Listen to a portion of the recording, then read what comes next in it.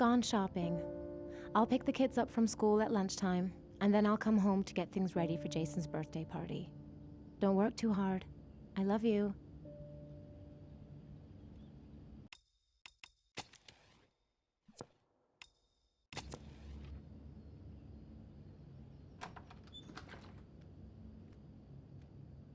I better take a shower and get dressed before I go downstairs.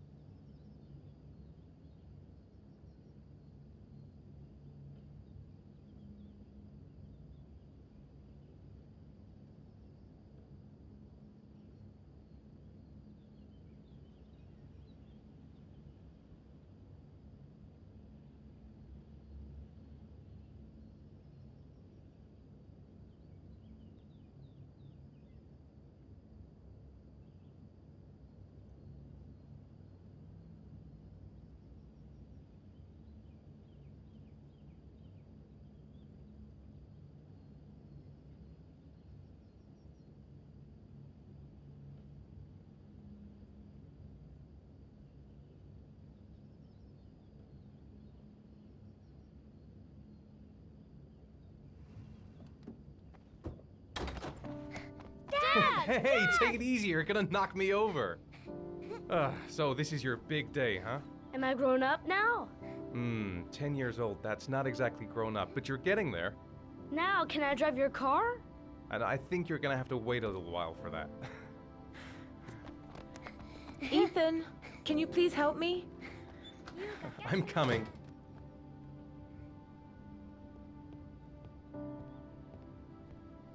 Hey, thanks a lot for helping me out, Ethan.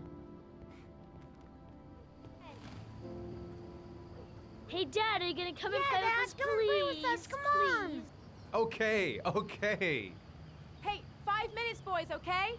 After that, we've got to eat because your friends are going to be here Okay, we promise, Mom. Who wants to go first? Me first. No, me me first. Easy, fellas. You can both have a turn.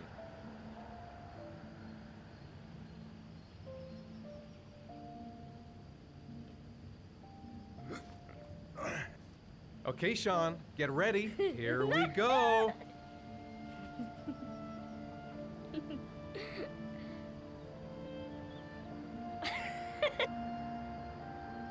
It's my turn All right, now. Jason, let's do the helicopter.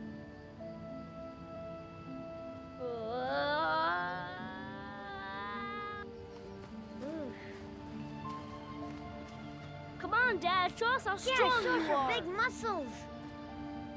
Be careful, hang on.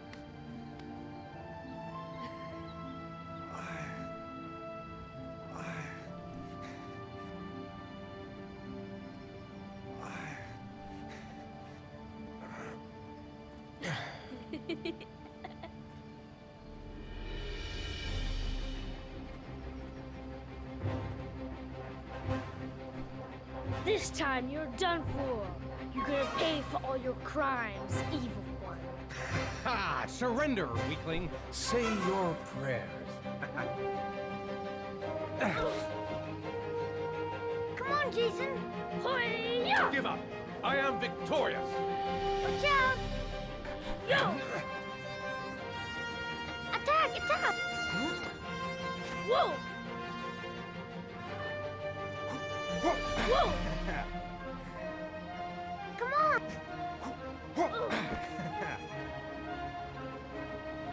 Yeah, Jason. Ha! Continue. Ah! Watch out. Yeah! Ha! Ha! Go, Jason. Yeah. Hoya! No. My life. Scum. Woohoo. Food's ready, kids. You coming in?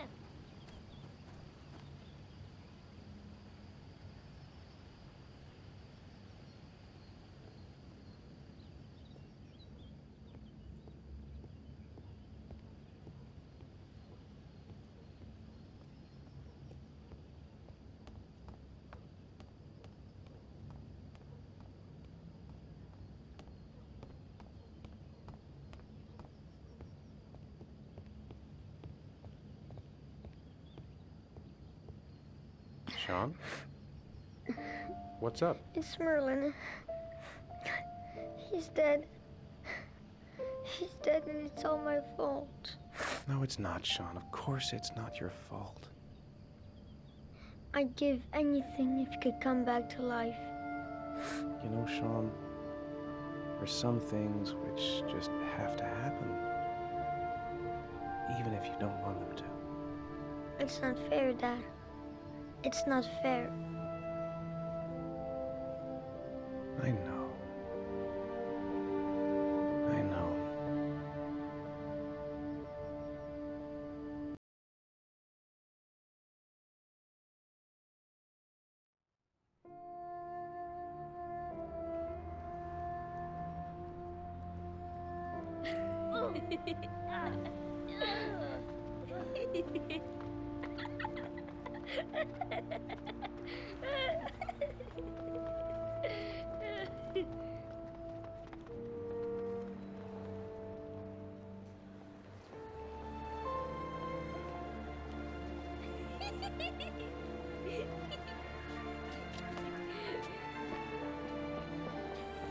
Oh, I'd like to have a quick look at some shoes for Sean.